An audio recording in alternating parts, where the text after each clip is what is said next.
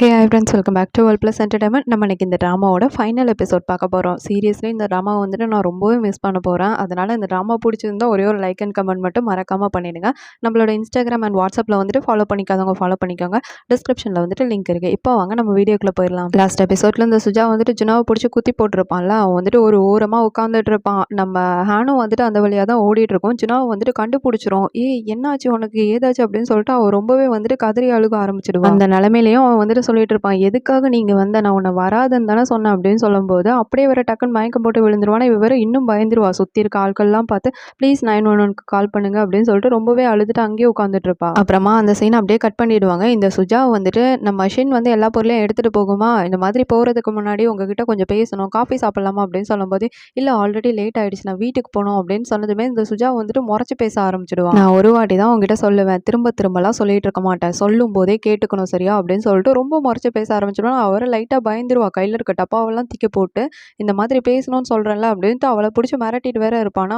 அவ வேற அழுக ஆரம்பிச்சிடுவா. மனசுக்குள்ளே வந்துட்டு கிம் ப்ளீஸ் என்னை காப்பாற்று அப்படின்னு சொல்லிட்டு செத்து போன கிம்மை நினச்சி ரொம்ப அழுதுட்டு இருக்கும்போது டானு நம்ம கிம் வந்துட்டு அந்த இடத்துல வந்து நின்றுட்டு இருப்பான். என்ன அவனை கூப்பிட்டா இவன் வரான், அதுவும் இல்லாமல் இவனுக்கு எப்படி நம்ம இருக்க இடம் தெரிஞ்சது அப்படின்னு சொல்லிட்டு ஷின்னும் ஷாக்காய் பார்த்துட்டு இருக்கோம். அவன் குடுகுடுன்னு ஓடி வந்துட்டு ஷின்னு முன்னாடி போய் நின்றுட்டு, நான் இருக்க வரைக்கும் இவளுக்கு எதுவுமே ஆக விட மாட்டேன் அப்படின்னு சொல்லிட்டு மறிச்சிட்டு போய் நின்றுட்டு இருப்பான். உன்னை இந்த சுஜா இல்லை, உன்னை அந்த அடி அடிச்சும் இன்னும் சாகாம தான் இருக்கல்ல, எத்தனை வாட்டி தாண்டா உன்னை அடிக்கிறது, எல்லாரும் ஏன்டா கரப்பாம்பூச்சி மாதிரியே வந்துட்டு இருக்கீங்க, வாடா சண்டைக்கு அப்படின்னு சொல்லிட்டு ரெண்டு பேரும் வந்துட்டு ஃபைட் பண்ண ஆரம்பிச்சிருவானுங்க. நம்ம கிம்மு தான் வந்துட்டு பாக்குறதுக்கு சிக்ஸ் பேக்ஸ் எல்லாம் வச்சு பெரிய மாடு மாதிரி இருப்பான். ஆனா அடிக்க தான் தெரியாது. அவங்கிட்ட தான் செம்ம அடியும் வாங்கிட்டு இருப்பான் கிம்மு. சின்னெல்லாம் பக்கத்துல இருந்துட்டு அச்சச்சோ அப்படின்ற மாதிரி இருக்குமா, பயப்படாத, நான் ரஜினி மாதிரி 3 அடி வாங்கிட்டேன்ல, இப்போ எப்படி அவனுக்கு அடியை திருப்பி கொடுக்குறேன் பாரு அப்படின்னு சொல்லிட்டு மறுபடியும் போயிட்டு அவங்கிட்ட அடி தான் வாங்கிட்டு இருப்பான் இவன். இந்த சுஜா வந்துட்டு ஒரு ஸ்மாக்கை போட்டு அப்படியே கீழே தள்ளி விட்டுருவான். அவ்வளவுதான் காலி அப்படின்னு சொல்லிட்டு பார்த்தா மறுபடியும் ஒரு ஏஞ்சி நிற்பானா. எத்தனை வாட்டி தான் அடிச்சு போடுறது அப்படின்னு சொல்லிட்டு இப்போ ஒரு அடி அடிப்பானே, அவ்வளவுதான் பொத்துன்னு கீழே விழுந்துடும். சின்னும் வந்துட்டு பயந்துடும். இந்த பக்கம் யுனா வந்துட்டு அந்த போட்டோஸ் எல்லாம் இப்பதான் எடுத்து பாப்பா. அங்க வந்துட்டு நம்ம ஹேண்ட் வந்து நிக்கிறத இப்பதான் கண்டுபிடிச்சு பார்ப்போம். இவ வந்தாளா, அப்போ உண்மையாவே போறாளா அப்படின்னு சொல்லிட்டு குடு குடுன்னு வேற அங்க இருந்து ஓடி வந்துட்டு இருக்கோம் இந்த வீட்டுக்கு தான். நம்ம ஹேண்ட் வந்துட்டு ஃபர்ஸ்ட்ல இருந்து இவளை எப்படி ப்ரொடெக்ட் பண்ணா அப்படின்ற எல்லா ஞாபகங்களும் வந்துட்டு அவ கண்ணு முன்னாடி வந்துட்டு இருக்கோம். அப்படியே குடு குடுன்னு ஓடி வந்துட்டு இருக்கோம் யுனா. ஃபைனலா இந்த பக்கம் ஷின்னு வந்துட்டு நம்மளே அவனை அட்டாக் பண்ணாதான் உண்டு அப்படின்னு சொல்லிட்டு ஒரு கொடையை எடுத்து பின்னாடியே முதுகுல சப்பு சப்புன்னு வச்சுட்டு இருப்பான்ல. அவனுக்கு தான் இது குச்சி மாதிரி இருக்குமே, தூக்கி புடுங்கி போட்டு என்ன தைரியண்டி உனக்கு, உன்னை இப்போ கொல்லாம விட மாட்டேன் பாரு அப்படின்னு சொல்லிட்டு இவகிட்டே வந்துட்டு இருக்கும்போது,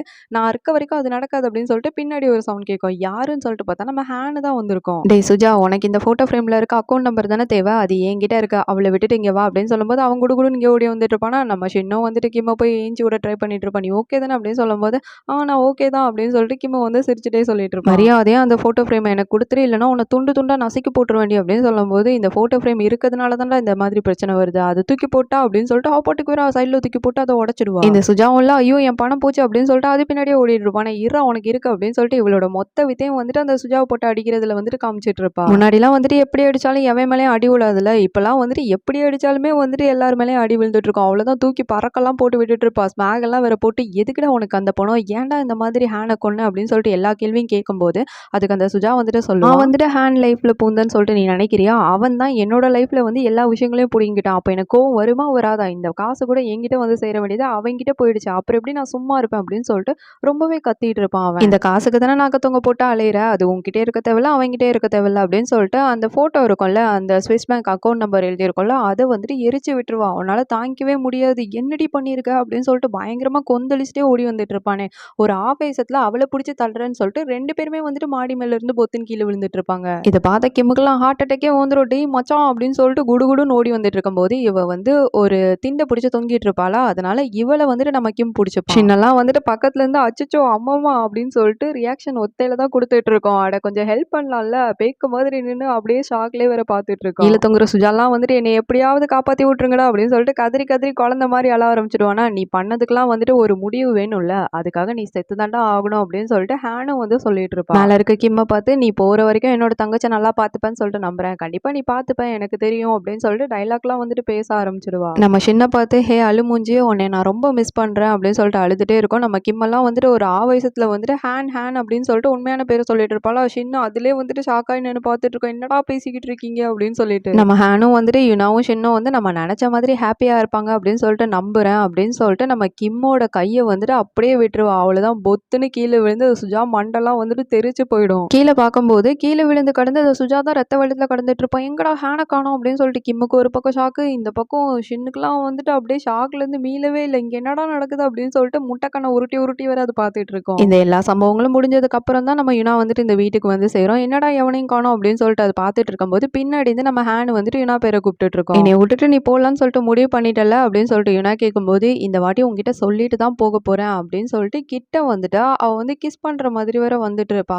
கிஸ் பண்ணும்போது கரெக்டா வந்துட்டு நம்ம பழைய ஹேனோட உருவத்துல வந்துட்டு மாறிடுவா. யுனாக்கும் வந்துட்டு பழைய ஹேனோட உருவம் தான் தெரிஞ்சுட்டு இருக்கும். நீங்களா ப்ளீஸ் என்னை விட்டு போகவே போகாதீங்க அப்படின்னு சொல்லிட்டு இனாவும் வந்துட்டு கதறி அழுக ஆரம்பிச்சிட்டு இருக்குமா. அதுக்கு அவன் வந்துட்டு உன்னை விட்டு நான் எங்க போறேன் லூசு, உன்னை சுத்தி சுத்தி தான் இருப்பேன் அப்படின்ற மாதிரி சொல்லிட்டு இருப்பான். பக்கத்துல இருந்து மாயா வந்துட்டு இது எல்லா விஷயங்களையும் கேட்டுட்டு இருக்கோம். அவ்வளவுதான் பேசி முடிச்சாச்சுல்ல போலாமா அப்படின்னு சொல்லிட்டு மாயாவும் வந்துட்டு அவனை கூப்பிட்டு போறதுக்கு ரெடி ஆயிடும். அவனும் அப்படியே காத்தோட வந்துட்டு கரைஞ்சு போயிடுவான். நம்ம யுனா வந்துட்டு கதறி கதறி அழுதுட்டே வேற இருக்கும். அப்படியே நம்ம ஹேன் வந்துட்டு லேடி கெட்டப்ல இருப்பாங்கல்ல, அதுவும் வந்துட்டு அப்படியே காத்தோட கரைஞ்சு போயிடும். இவங்களோட மெமரிஸ் எல்லாமே வந்துட்டு ஒரு நிமிஷம் அப்படியே வந்து போயிட்டு இருக்கும். அதுக்கப்புறம் ஹேனோட உருவம் வந்துட்டு இந்த உலகத்துல இருந்தே வந்து காணாம போயிட்டு இருக்கும். ஆக்சுவலி அவனோட மெமரிஸும் வந்து காணாம போயிட்டு இருக்கும். ஏன்னா கிம்ம காப்பாத்தும் போது இந்த கண்டிஷனே வந்துட்டு மாயா போட்டிருப்பா போல.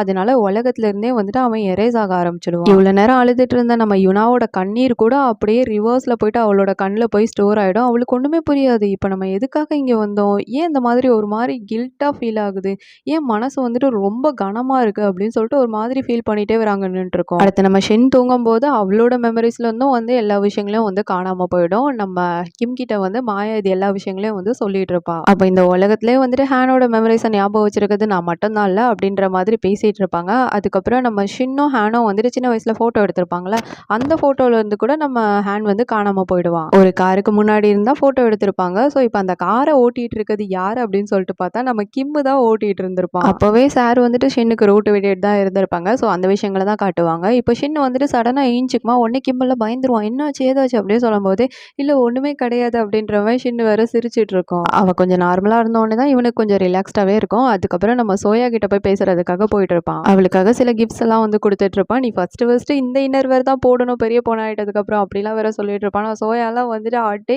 என்னடா பேசிட்டு இருக்கு அப்படின்னு சொல்லிட்டு வெக்கலாம் வந்துட்டு இருக்கோம் அவளுக்கு. அப்புறமா சோயா வந்துட்டு கல்யாணம் அப்போ இந்த கிரவுன்லாம் மாட்டியிருப்பாங்களா, அப்போ எப்படி இருக்கும் அப்படின்றதுக்காக கிரவுன் எல்லாம் வேற மாட்டி விட்டு இருப்பான். சரி அப்போ என்ன கல்யாணம் பண்ணிக்கிறியா அப்படின்ற மாதிரி சோயாவும் கேட்டுட்டு இருக்கோம். இவனும் வந்துட்டு சரி ஓகே அப்படின்னு சொல்லிட்டு கல்யாணத்தப்போ பொண்ணு மாப்பிள்ளை நடந்து போவாங்களா, அந்த மாதிரி வந்துட்டு ரிஹர்சல்லாம் பார்த்துட்டு இருப்பாங்க. அடுத்த சீன்ல அவங்க அப்பா தூங்கினதுக்கப்புறம் அவங்கள பார்க்கறதுக்காக போவான். இவன் சின்ன வயசுல அவங்க அப்பா கூட எடுத்த ஃபோட்டோஸ் எல்லாம் பார்த்துட்டு, அப்பா நீங்க ஹீரோ தெரியுமா, உங்களுக்கு வயசே ஆகக்கூடாதுப்பா, இந்த மாதிரி நம்ம சோயா வந்து குழந்தைங்கள்லாம் பெற்றுக்கிற வரைக்கும் நீங்க வந்துட்டு உயிரோட இருக்கணும் அப்படின்னு சொல்லிட்டு கண்ணீர் விட்டு கதற வர ஆரம்பிச்சிடுவான். இவனும் வந்துட்டு கிளம்ப வேண்டிய நாள் வரப்போகுது. அதனால தான் வந்துட்டு எல்லாருக்கிட்டையும் போயிட்டு மிஸ் பண்ற மாதிரி உள்ள டைலாக் எல்லாம் பேசிட்டு இருப்பான். அதுக்கப்புறம் அந்த ஸ்டிக்கர் ஒட்டி வச்சிருப்பாங்கல்ல, அதுல ஒரே ஒரு ஸ்டிக்கர் தான் இருக்கும். நாளைக்கு கிளம்பும் போது அந்த ஸ்டிக்கரையும் ஒட்டிட்டு கிளம்பிடுவான். நெக்ஸ்ட் டே வந்துட்டு இவன் ஹெவனுக்கு போற டேட்டும் வந்துடும். நம்ம ஷின்னு வந்துட்டு இவன் இன்னைக்கு கிளம்புறான் அப்படின்றதுக்காக விதவிதமா சமைச்சு வச்சிருக்கோம். என்னது இது இவ்வளோ சமைச்சிருக்க அப்படின்னு சொல்லும்போது, ஆமா நான் கல்யாணம் ஆகி வரும்போது எனக்கு சமைக்கவே தெரியாது. ஆனாலும் கிம் வந்துட்டு என்னை எதுவுமே குறை சொல்ல மாட்டான். அந்த டைம்ல நான் அவனுக்கு டெய்லி குழம்பு மட்டும் தான் செஞ்சு கொடுப்பேன். அவன் இறந்து போனதுக்கப்புறம் நான் செய்யறதே கிடையாது. இன்னைக்கு தான் ஃபர்ஸ்ட் டைம் செஞ்சிருக்கேன். வா ஏன் சாப்பிட அப்படின்னு சொல்லிட்டு இருப்பான். நம்ம கிம்மோட மைண்ட் வாய்ஸ் வந்துட்டு பரவாயில்ல இவ கொஞ்சம் இப்போ பெட்டரா இருக்க மாதிரி இருக்குது அப்படின்னு சொல்லிட்டு அவனோட மனசை வந்துட்டு கொஞ்சம் ஆறுதல் படுத்திப்பான். அப்புறமா 2 பேரும் சாப்பிட்டுட்டு இருக்கும்போது நம்ம கிம் வந்துட்டு சொல்லுவான், உன்னோட ஆசைப்படியே நான் இப்போ கிளம்ப போறேன் அப்படின்ற மாதிரி சொல்லிட்டு இருப்பானா, அவளோட மூஞ்சே வந்துட்டு கொஞ்சம் மாறி போய் தான் இருக்கும். இருந்தாலும் வந்துட்டு எதுவும் சொல்ல மாட்டான். இன்கேஸ் ஆஃபீஸ்ல நம்ம 2 பேரும் மீட் பண்ண வேண்டிய நிலைமை வந்ததுன்னா அந்த டைம் உங்ககிட்ட நான் பேசலன்னு வச்சுக்கோயேன், நீ வந்துட்டு அதுக்காக ஹர்ட் ஆகாத. கண்டிப்பா நான் உங்ககிட்ட பேச மாட்டேன். அதே மாதிரி நீயும் வந்துட்டு என்னை யாருன்னே தெரியாத மாதிரி நீ போய்க்கோ அப்படின்னு சொல்லும்போது நம்ம ஷின்னும் வந்துட்டு கண்டிப்பா நான் அதையே பண்றேன் அப்படின்ற மாதிரி வேற சிரிச்சிட்டு இருக்கோம். அப்புறமா ஷின்னுக்கும் ஒரு பாயை போட்டு இவனும் வந்துட்டு வீட்டை விட்டு அப்படியே கிளம்ப ஆரம்பிச்சிடுவான். நம்ம மாயா வந்துட்டு இவனுக்காக அங்க வெயிட் பண்ணிட்டு இருக்கோம். என்னப்பா வேலையெல்லாம் முடிச்சிட்டியா போலாமா அப்படின்னு சொல்லிட்டு கேட்கும்போது நம்ம கிம்மும் வந்துட்டு ஹேனும் என் கூட தானே வந்துட்டு ஹெவனுக்கு வராங்க அந்த ட்ரெயினில், அப்போ நாங்கள் 2 பேரும் ட்ரிங்க்ஸ் அடிக்கலாம்ல அப்படின்னு சொல்லிட்டு வேற கேட்டுட்டு இருப்பான். கண்டிப்பாக அதை நீங்கள் பண்ணலாம் அப்படின்னு சொல்லிட்டு மாயா ஜாலியாக தான் பேசிட்டு இருக்கோம். இந்த உலகத்திலே ஹேனை ரிமெம்பர் வச்சிருக்கிறது நீ மட்டும் தான் அப்படின்னு சொல்லும்போது, ஆமா நான் தான் உயிர் நண்பனாச்சு அப்படின்ற மாதிரி பேசிட்டு இருப்பான். அதுக்கப்புறம் வந்துட்டு மாயா கேட்கும், நீங்க வந்தது வந்துட்டு ஒர்த்துன்னு சொல்லிட்டு ஃபீல் பண்றீங்க அப்படின்னு சொல்லும்போது, கண்டிப்பா நான் இங்க வந்ததுனால தான் இவ்வளோ விஷயங்கள் பண்ண முடிஞ்சது, இவ்வளோ விஷயங்கள் எனக்கு புரியவும் செஞ்சது, இது பயங்கரமான ஒர்த்து. ஆனா சில விஷயங்களை நான் இன்னும் சொல்லலைன்னு நினைக்கிறேன் அப்படின்னு சொல்லிட்டு திரும்பி பார்த்து சொல்லும்போது, என்ன சொல்ல அப்ப நீ இன்னும் ரெடி ஆகலையா அப்படின்னு சொல்லிட்டு வேற மாயா கேட்டுட்டு இருக்கோம். அப்படியே அந்த சீனை கட் பண்ணி இங்க ஷின்னு தான் காட்டுவாங்க. கிம்முக்கு எப்பவுமே கேரட் பிடிக்காது, அவன் சாப்பிடவே மாட்டான். அதே மாதிரி இவனும் பண்ணி வச்சிருப்பானா, இவளுக்கு ஒரு மாதிரி ஏன் இவன் இப்படி பண்ணியிருக்கான் அப்படின்னு சொல்லிட்டு ஒரே ஓட்டமா வேற அங்க ஓடி போயிட்டு இருக்க நம்ம கிம்மு வந்துட்டு கட்டி பிடிச்சிப்பா. அவ கிம்முக்கும் வந்துட்டு இவ கூடவே இருந்துடணும் அப்படின்னு சொல்லிட்டு அவ்வளோ ஆசையா தான் இருந்துட்டு இருக்கோம். நம்ம ஷின்னுக்கும் வந்துட்டு இவனை பிடிக்க தான் பிடிச்சிருக்கோம். ஆனா 2 பேருமே வந்துட்டு பிரிய வேண்டிய நிலைமை தான். நான் என்ன சொல்லலை அப்படின்னா உங்ககிட்ட குட் பை சொல்லல அப்படின்னு சொல்லிட்டு திரும்பி கூட பார்க்காம அவளோட கையை எடுத்து விட்டு அவன் பாட்டுக்கு வேற அங்கேருந்து போயிடுவான். நம்ம ஷின்னும் வந்துட்டு மனசுக்குள்ளே வந்துட்டு குட் பை சொல்லிட்டு அங்கேயே நின்று வேடிக்கை பார்த்துட்டு இருக்கோம். அவ்வளோதான், எல்லாம் முடிஞ்சு போச்சு. இதுக்கப்புறம் ஷின்னு வந்துட்டு ஹாப்பியா இருக்கும் அப்படின்றத நம்பி இங்கேருந்து கிளம்புறேன் அப்படின்னு சொல்லிட்டு அவனோட பழைய உருவத்துக்கு மாறி மாயா கூட வந்துட்டு அங்கேருந்து கிளம்பி ஹெவனுக்கு போயிட்டு இருப்பான் அவன். இந்த சீனை இப்படியே கட் பண்ணி அடுத்து இவனாவை தான் காட்டுவாங்க. அவள் இப்போ கொஞ்சம் பெரிய ஆக்டரா வந்துட்டு மாறிடுவா. இவகிட்ட பேட்டி எடுக்கிறதுக்காக நிறைய பிரஸ்காரங்கள்லாம் வேற வந்திருப்பாங்க. இப்போ நீங்க நடிக்க போற படத்துல வந்துட்டு ஒருத்தர் வந்து உங்களை அன்கண்டிஷனலா வந்து லவ் பண்றாங்க. ஸோ ஏதாச்சும் உங்களுக்கு உண்மையான சம்பவம் அந்த மாதிரி ஏதாவது நடந்திருக்குதா அப்படின்னு சொல்லிட்டு ஒரு பொண்ணு கேட்கும்போது எனக்கு நடந்திருக்கா இல்லையான்னு சொல்லிட்டு தெரியல. ஆனா அந்த மாதிரி தான் நான் ஃபீல் பண்றேன். நான் வந்துட்டு அந்த அன்கண்டிஷனல் லவ் வந்துட்டு ரிசீவ் பண்ணியிருக்கிறேன் அப்படின்ற மாதிரி சொல்லிட்டு இருப்பேன். ஆக்சுவலி ஹேனை நினைச்சுதான் இவ சொல்லிட்டு இருப்பான். ஆனா வந்துட்டு அது அவளுக்கே தெரியாது. ஏன்னா அவனோட மெமரிஸ் எல்லாம் அழிஞ்சாலும் சில விஷயங்கள் நமக்கு நடந்த மாதிரி ஃபீல் ஆயிட்டு இருக்கும்ல, அந்த ஃபீலிங்கை வச்சுதான் இவ வந்துட்டு ஒரு கற்பனையா வந்துட்டு சொல்லிட்டு இருப்பா. இந்த மாதிரி பேட்டியெல்லாம் கொடுத்துட்டு வெளியே வரும்போது ஜுனாவும் ஜாகிலும் வர ஆப்போசிட்ல வந்து நின்றுட்டு இருப்பாங்க. ஹேனே தெரியாதுன்னா அப்ப இவங்க 2 பேரையும் வந்துட்டு இவளுக்கு தெரியாதுல்ல. அவங்க 2 பேரும் வணக்கம் வச்சுட்டு இந்த மாதிரி உங்க மேனேஜர் போஸ்டிங் வந்து காலியா இருக்குன்னு சொல்லிட்டு கேள்விப்பட்டோம். அதுக்காக தான் வந்திருக்கோம் அப்படின்ற மாதிரி பேசும்போது அவ வந்துட்டு கேட்டுட்டு இருப்பா, இதுக்கு முன்னாடி நீங்க என்ன வேலை செஞ்சீங்க அப்படின்னு சொல்லுவேன். நாங்க செஃப் அப்படின்னும் போது செஃப் எல்லாம் எனக்கு ரொம்ப பிடிக்கும், பரவாயில்ல ஜாயின் பண்ணிக்கோங்க அப்படின்ற மாதிரி சொல்லிடுவாங்க. எனக்கு மனசு நிறைஞ்சு போச்சுப்பா நம்ம ஜுனா உயிரோட இருக்கான்னு சொல்லிட்டு. ஹேனே இல்ல அப்புறம் எப்படி இவனுக்கு வெட்டு குத்தெல்லாம் போட்டிருக்கோம், அதனாலதான் இவன் உயிரோட இருக்கான் போல. அப்புறமா யுனா வந்துட்டு அவளோட பையன்கிட்ட போன்ல பேசிட்டு இருக்கும்போது நம்ம ஜுனாக்கு வந்துட்டு அவங்க அம்மா ஞாபகமாவே வந்துட்டு இருக்கோம். ஒரு மாதிரியா நடந்து வந்துட்டு இருக்கும்போது ஆப்போசிட்ல யாரோ கிராஸ் பண்ணி போற மாதிரி இருக்கும். யாருன்னு சொல்லிட்டு பார்த்தா நம்ம ஹேனு. மாயாவோட கம்ப்யூட்டர் கிம்முக்கு மாதிரி ஹேனுக்கும் வந்துட்டு கோளாறு பண்ணி விட்டுருச்சு போல. இவளை பார்க்கும்போது தான் எனக்கு ஒரு புது நம்பிக்கை வருது. எப்படியாவது ஜுனா வந்துட்டு இவளை மீட் பண்ணி கரெக்ட் பண்ணிடுவோம் அப்படின்னு சொல்லிட்டு. நம்ம ஜுனா வந்துட்டு இவ கிராஸ் பண்ணி போகும்போது பார்த்துருவாளா, இந்த மூஞ்ச எங்கேயோ பார்த்த மாதிரி இருக்கு அப்படின்னு சொல்லிட்டு நின்று சைட் அடிச்சு தான் வேற அங்கிருந்து போயிட்டு இருப்பான். அடுத்து அந்த தனித்தீவுல மாட்டிட்டு இருக்க அந்த லியை தான் காட்டுவாங்க. அவனை தான் லாஸ்ட் எபிசோட்லயே வந்துட்டு கப்பல் வந்து காப்பாத்தி கூட்டிட்டு வந்துச்சுல்ல, அதனால இப்போ வந்துட்டு ஆஃபீஸ்க்கு வந்துட்டு இருப்பான். அதாவது இந்த டிபார்ட்மெண்ட் ஸ்டோருக்கு வரும்போது அங்க இருக்க கேர்ள்ஸ் எல்லாம் வந்துட்டு எப்பவும் போல ஜாலியா பேசிட்டு இருப்பாங்க. ஆனா இவன் வந்துட்டு யாருக்கிட்டயுமே பேசாம அவன் பாட்டுக்கு மூஞ்ச காட்டிட்டு வேற அங்க இருந்து போயிட்டு இருப்பான். எப்பவுமே வந்துட்டு எல்லா எம்ப்ளாயிஸ் கிட்டயும் வந்துட்டு ஸ்வீட்டா தானே பிஹேவ் பண்ணிட்டு இருப்பான். இப்போ இப்படி போனதுமே அவங்க யாராலையும் வந்துட்டு அக்செப்ட் பண்ணிக்க முடியாது. ஏன் தலை இந்த மாதிரி போகுது அப்படின்னு சொல்லிட்டு பின்னாடியே ஃபாலோ பண்ணிட்டு போவாங்களா. கையில வேற லேப்டாப் பேக் எல்லாம் இருக்காது. இந்த கடல் பாசி எல்லாம் இருக்கும்ல, அதெல்லாம் வந்துட்டு பேக்ல வச்சுட்டு போயிட்டு இருப்பாரு. என்னது கடல் பாசி எல்லாம் தூக்கிட்டு போயிட்டு இருக்காரு, வித்தியாசமா நடந்துக்கிறாரு அப்படின்னு சொல்லிட்டு ஷாக் ஆகி பார்த்துட்டு இருக்கும்போது அந்த இடத்துக்கு சீனியர் வந்துட்டு இருப்பாரு. அவருக்கு வந்துட்டு கார் ஆக்சிடென்ட் ஆனப்ப மண்டையில கொஞ்சம் வேகமா அடிபட்டுருச்சுன்னு நினைக்கிறேன். அதனால எல்லா விஷயங்களையும் மறந்து போயிருப்பாருன்னு நினைக்கிறேன். அதனால தான் ஸ்ட்ரேஞ்சா நடந்துக்கிறாங்க அப்படின்னு சொல்லும்போது அந்த கேர்ள்ஸ் எல்லாம் வந்துட்டு அப்படியே விஷயம் அப்படின்னு சொல்லிட்டு வாயை பொழுது கேட்டுட்டு இருப்பாங்க. அந்த இடத்துல தான் சேர்மனோட வாயும் வந்துட்டு இருந்துட்டு இருக்கும். அவங்க வந்துட்டு ஒரு விஷயத்தை யோசிச்சு பார்த்துட்டு இருப்பாங்க. கிம் வந்துட்டு போறதுக்கு முன்னாடி இவங்க கிட்ட எல்லா ஷேர்ஸையும் கொடுத்து இந்த மாதிரி இங்க ஒர்க் பண்ற எல்லா எம்ப்ளாயிஸ் பேர்லயும் வந்துட்டு அந்த ஷேர்ஸ் எழுதி வைங்க, எல்லாருக்கும் ஈக்குவலா கொடுங்க அப்படின்ற மாதிரி இந்த வாய்கிட்ட சொல்லியிருப்பான். அதுக்கு அவங்க கேட்டிருப்பாங்க, அப்ப யார் தான் ஓனரா இருக்க முடியும் அப்படின்னு சொல்லும்போது யாருக்கு வந்துட்டு டேலண்ட் இருக்கோ அவங்க வந்துட்டு இதை மேனேஜ் பண்ணிக்கட்டுமே அப்படின்னு சொல்லும்போது இந்த மாதிரியும் பண்ண முடியுமா அப்படின்னு சொல்லிட்டு இவங்களுக்கு கொஞ்சம் ஷாக்கிங்கா தான் இருக்கும். அதே நேரத்துல வந்து சந்தோஷமாவா தான் இருந்துட்டு இருக்கும். அதை நினைச்சு இவனை பெருமையா தான் பார்த்துட்டு இருப்பாங்க அவங்க. அதுக்கப்புறம் நம்ம கிம்மில் இவனுக்காக ஒரு லெட்டர் எழுதி வச்சுட்டு போயிருப்பான். இந்த மாதிரி 2 months வந்துட்டு உன்னோட பேரை யூஸ் பண்ணிட்டு உன்னோட இடத்துல நான் தான் இருந்தேன், அதுக்காக சாரி. நீ வந்து சில பிளான் எல்லாம் போட்டிருப்பேன், நான் அதெல்லாம் வந்து கெடுத்து விட்டுருப்பேன். இருந்தாலுமே வந்துட்டு இந்த கம்பெனியை காப்பாத்துறதுக்காக தான் எல்லா வேலையும் பண்ணேன். நம்ம கிம் பண்ண நல்லது கெட்டது அப்படின்னு சொல்லிட்டு எல்லா விஷயங்களையும் எழுதி வச்சிருப்பான். இந்த மாதிரி ஷேர்ஸ் எல்லாம் வந்துட்டு எம்ப்ளாயிஸ்க்கு கொடுத்துட்டேன் அப்படின்ற விஷயத்தையும் வந்து எழுதி வச்சிருப்பான். ஆனா இவன் பெருசா ரியாக்ட் பண்ண மாதிரியே கிடையாது. ஏன்னா இவன் அந்த தீவுல இருக்கும்போது எதுவுமே நிரந்தரம் கிடையாதுடா, எல்லாரையும் வந்து மன்னிச்சு விட்டுலாம்டா அப்படின்ற ஒரு மைண்ட்ல தான் வந்துட்டு அவன் அங்க இருந்துட்டு இருந்திருப்பான். ஸோ பெருசா எந்த ஒரு ரியாக்ஷனையும் காட்டாம அதுக்கப்புறம் இவங்க ஃபேமிலி கூட ஒரு மீட்டிங்கை போட்டிருப்பாங்க. அங்க வந்து உட்காந்துருப்பான். அதுக்கப்புறம் சாவும் வேற வந்து உட்காந்துருப்பான். அந்த சேர்மனோட வாய் வந்துட்டு ஆல்ரெடி நீ இந்த கம்பெனியை வந்துட்டு விற்கிறதுக்கு முயற்சி பண்ணதுக்காக உன்னை வேலையை விட்டு தூக்கியாச்சு, அப்புறம் எதுக்குடா வந்த அப்படின்னு சொல்லிட்டு இந்த வாய் வந்துட்டு அதோட பெர்ஃபார்மன்ஸை வந்து காட்டிட்டு இருக்கும். அதுக்கு சாவும் வந்துட்டு எதுக்கும் வந்து இவன் பிரசிடென்ட் ஆயிட்டான், நிறைய வேலையெல்லாம் இருக்கும், அதெல்லாம் சொல்லி கொடுக்கறதுக்காக தான் வந்தேன், நீங்க கஷ்டப்படுவீங்கன்றதுக்காக தான் வந்தேன் அப்படின்ற மாதிரி கொஞ்சம் நல்லவ மாதிரி தான் அவன் பேசிட்டு இருப்பான். இந்த சா வந்துட்டு கெட்டவெல்லாம் கிடையாது, அவனுக்கு யுனா பிடிக்கும், யுனா மேல யாராவது கையை வச்சாங்கன்னா அவ்வளவுதான், அவங்களுக்கு இவன் எதிரி அப்படின்ற மாதிரி தான் இருந்துட்டு இருப்பான். அதுக்கப்புறம் இந்த கம்பெனியை விற்கிறதுக்கு முயற்சி பண்ணியிருப்பான். இப்போ அதுவும் வந்துட்டு இல்லாம போயிருந்திருக்கும். இப்படி பேசினதை கேட்டோடனே அவங்க அப்பாக்கே கொஞ்சம் ஷாக்கா தான் இருந்துட்டு இருக்கும். திருந்திட்டானோ அப்படின்னு சொல்லிட்டு உடனே லீ இல்ல அண்ணா அப்பா அப்படின்ற மாதிரி கூப்பிட்டுட்டு இருப்பானா, எல்லாருக்கும் வந்துட்டு பயங்கர ஷாக் ஆயிடும். ஏன்னா சின்ன வயசுலயே வந்துட்டு தனியா விட்டுட்டாங்கன்னு சொல்லிட்டு இவனுக்கு வந்து இவங்க மேலெல்லாம் ரொம்ப கோவமா இருந்திருக்கும். அதனால ஒரு வாட்டி கூட அப்படி கூப்பிட்டதே இல்லை போல. இப்போ வந்துட்டு கூப்பிட்டதுமே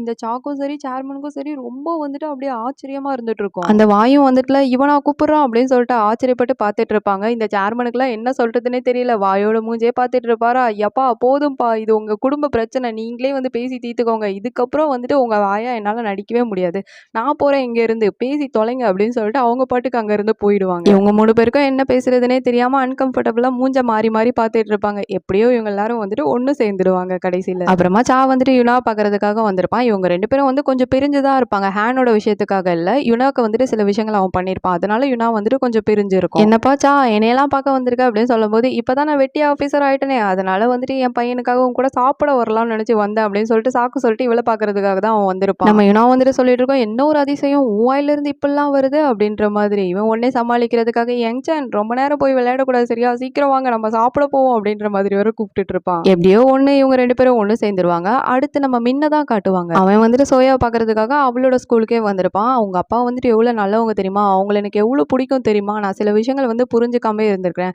இப்போதான் வந்துட்டு எல்லா விஷயங்களையும் புரிஞ்சுக்கிட்டேன் அப்படின்னு சொல்லிட்டு சோயா கிட்ட பேசும்போது இது வந்து சோயாவுக்கு ரொம்ப பிடிச்சிடும். அப்படியா, அப்போ எனக்காக டான்ஸ் எல்லாம் சொல்லி தருவீங்களா அப்படின்னு சொல்லிட்டு கேட்கும்போது, கண்டிப்பா உனக்காக இல்லாமல் யாருக்காக பண்ணுவேன் அப்படின்னு சொல்லிட்டு இருப்பாங்க. சோயாவும் வந்துட்டு சந்தோஷமா தான் இருக்கும். 2 பேரோட பாண்டிங்கும் வந்துட்டு இப்போ கொஞ்சம் நல்லா தான் இருந்துட்டு இருக்கும். அடுத்து இந்த லீவ் வந்துட்டு லிஃப்ட்ல வந்துட்டு இருக்கும்போது எதாச்சும் நம்ம ஷின்னும் வந்துட்டு அதே லிஃப்ட்ல வர மாதிரி சூழ்நிலை அமைஞ்சிரும். அவரை இவனை பார்த்தோன்னே கொஞ்சம் ஷாக் ஆகிடுவா. சரி ஓகே, அவனே தெரியாத மாதிரி இருக்கான், நம்மளும் வந்துட்டு தெரியாத மாதிரியே நடந்துப்போம் அப்படின்னு சொல்லிட்டு உள்ள போயிட்டு அவனே இவரை குறுன்னு பார்த்துட்டு இருப்பான். அவன் எப்படி இவளை பார்ப்பான், அவன் உட்காந்துட்டு கடல் பாசியை உட்காந்து நொறுக்கிட்டு இருப்பான், நொறுக்கு திணி மாதிரி. சைட்ல இருந்து நம்ம ஷின்னு வந்துட்டு சொல்லிட்டு இருக்கோம், நான் வந்துட்டு எம்ப்ளாயி காம்பன்ஷனே வந்துட்டு எடுத்துக்கலான்னு சொல்லிட்டு இருக்கிறேன் கிம் செத்து போனதுக்கு. ஏன்னா அவன் பேரை சொல்லி இவளுக்கு மாசம் மாசம் காசு வரதே வந்துட்டு இவ அக்செப்ட் பண்ணிக்கிறாளா. ஸோ அதை வந்துட்டு சொல்லும்போது இல்லை எனக்கு புரியல அப்படின்னு சொல்லும்போது நம்ம ஷின்னு வந்துட்டு சிரிச்சுட்டு அவ பாட்டுக்கு அங்கேருந்து கிளம்பிடுவா. அட யாரா இவங்கெல்லாம் ஏன் இந்த மாதிரிலாம் பிஹேவ் பண்ணுறாங்க அப்படின்னு சொல்லிட்டு அவன் வெளியே வந்துட்டு இருக்கும்போது ஆப்போசிட்ல ஒருத்தவங்க வந்து இடிச்சிட்டு இருப்பாங்க. வேற யாரு, நம்ம ஹேனு தான். ஃபர்ஸ்ட் எப்படி இவங்க 2 பேரும் இடிச்சிருப்பாங்க அதே மாதிரி இடிச்சு மீட் பண்ணிட்டு இருப்பாங்க. ஒருத்தருக்கு ஒருத்தர் வந்துட்டு சாரி தெரியாம இடிச்சுக்கிட்டோம் அப்படின்ற மாதிரி சொல்லிட்டு இருப்பாங்க.